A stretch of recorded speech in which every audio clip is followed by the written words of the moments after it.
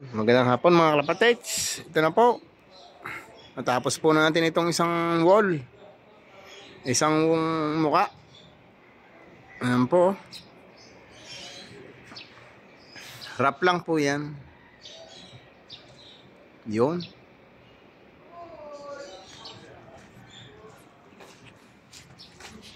Bukas po doon naman sa likod. Bukas. Ayan po. Ito po, titirahin natin ito. Saka po ito. Itong nasa likod, mataas po to. Sa isang araw po yan. Ayan. Tambay na po sila. Tambay-tambay lang pag may time. Ayan po sila, kanya-kanyang tambay. Huh? Ito naman po bukas. Itong kabilang ito. At ito naman po ay natapos na po natin. Tapos po yan.